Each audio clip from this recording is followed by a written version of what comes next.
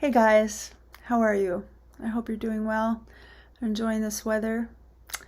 I would like to talk to you a bit about chapter 6 in your book, which we are discussing diversity in healthcare. And there's some really interesting things here. I have quite a bit of things in the module.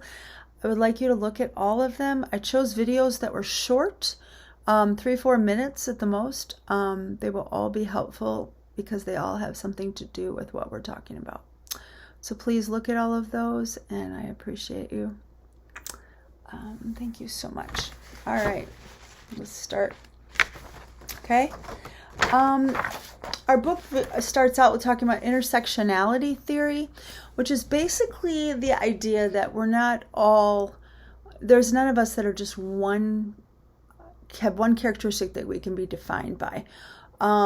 All of us fit in several demographics of people, and they coexist. And so it's important that we understand that diversity is a very part of our makeup. And we need to understand that diversity in health communication and in health care is a big challenge because healthcare doesn't always address the diversity issues that we face here, especially in our country. So,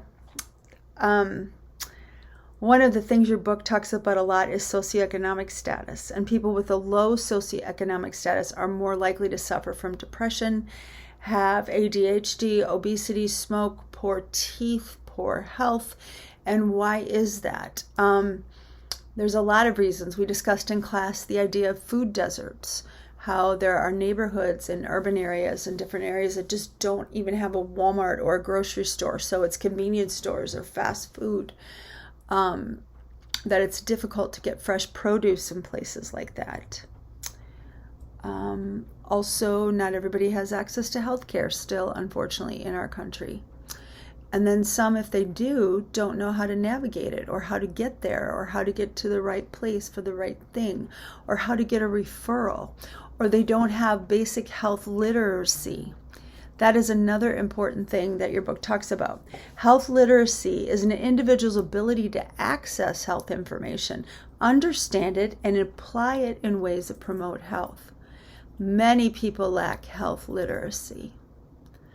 And some very basic communication in certain areas can go a long way in helping a certain demographic to achieve better health.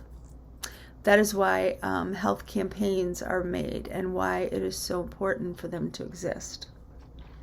So your book suggests a communication skill builder to break literacy barriers and to make it easier for everybody to understand healthcare and what they have.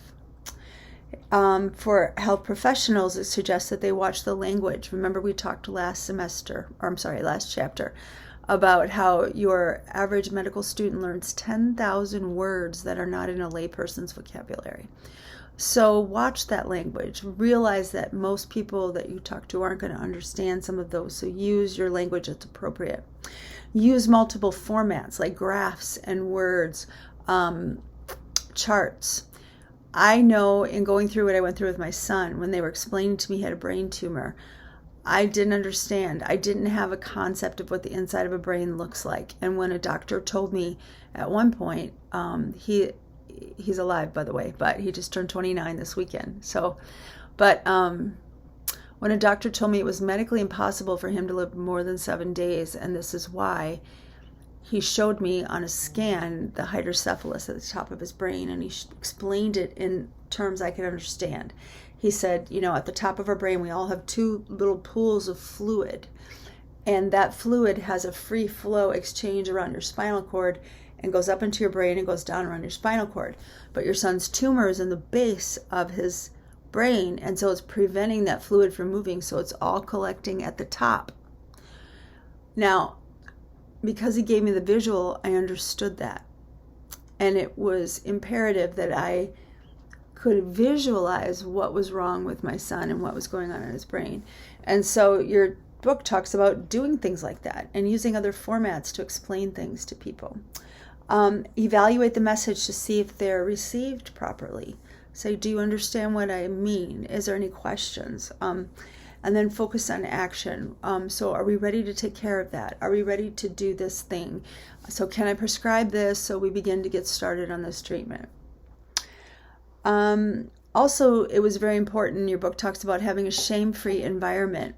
Why would we need to have a shame-free environment in a doctor's office? I would argue a shame-free environment is most important in your doctor's office. Because if you feel guilty and you feel like you're going to be judged and you know that your behavior is either risky or you haven't collaborated or cooperated with what they asked you to do, we are so tempted to lie. But that can be deadly. Your silence and untruth about your actual medical situation could cost you your life. So that's important for you to tell the truth. But for you to tell the truth, you need to be kind of reassured that you're not going to be judged. So doctors need to say, I'm not going to judge you. You know, they need to have an environment, create an environment where you can tell me whatever you need to. Especially with like drug use. Do you use illegal drugs? Well, no, sir, of course not. If you do, tell them. Because there might be an interaction. There might be a reason why it would be good for them to know. They're not police. They're not going to call the cops. Do you drink? Let's say you drink too much, but you don't want to admit to that. That might explain your liver count being off. And it's important that they would know that information. Are you sexually active and not using protection? That would be important because maybe you have symptoms of HIV or an STD that they could pinpoint, but they don't even look at if they think you're not even sexually active or are not using safe sex.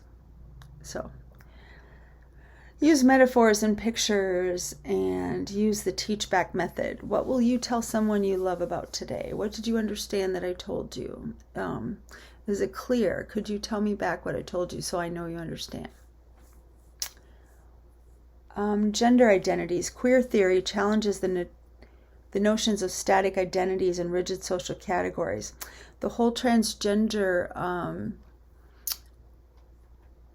population and people who are possibly going to be transitioning are challenged in the healthcare field because they're not able to sometimes articulate what they feel, how they're feeling, maybe aren't able to say, this is what I want to do this, I want to transition, or whatever. If they're not comfortable with their doctor and they think their doctor won't hear them, they may just hide. So we shouldn't make assumptions. I'm going to upload this to YouTube as a link, so I'm hoping that this 8-minute video can go into like a 12-minute video and we can make this work. Okay, so there was some information for caregivers. Your book talks about the different care and outcomes for different ethnicities and racial inequalities. I wanted to talk about the word equity. Equity is different than equality. Equity speaks to access. So, do you have the same health equity as somebody of a different race? Sometimes not. Sometimes people of color do not share in the same health equity. They do not have the same access. And they end up living in communities where there's a high risk of behavior that could affect your health, but a low knowledge that behavior is affecting your health and how it can affect your health. Just one second.